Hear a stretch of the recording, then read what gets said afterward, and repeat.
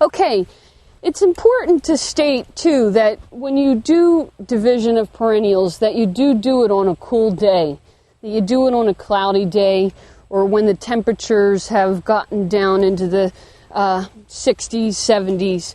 We're working in the shade here, so that helps minimize some of the stress on the plant. I'm taking this rounded shovel now, and we've done a little trench around the outside of the perennial, and now we're going to go to the base of the perennial and try to get underneath of it. And you can hear I just hit a little root there. There we go, got a good cut. And I'm just going to slowly pry it up. I'm using the leverage, the back of the shovel against the ground, and I'm pushing down and I'm bending my knees. I'm going to insert it under there a little bit more. Ooh! It's a heavy one. Careful not to break your shovel while you're doing it. Good tools are really important. Okay. It's coming. You have to get all the way around it. Okay. Almost there.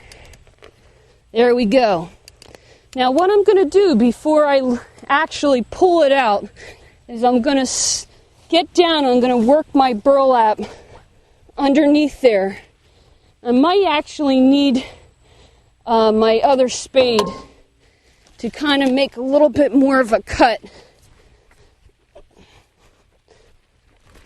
Okay, it's kind of locked in.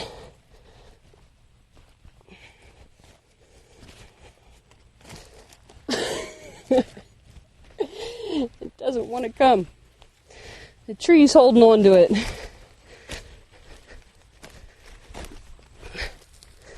Feisty little one. Come on.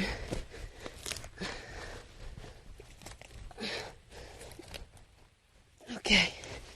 Trying to keep the root system intact. I don't know.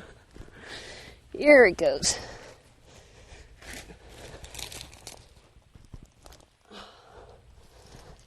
Here we go. We're going to roll it right onto the burlap.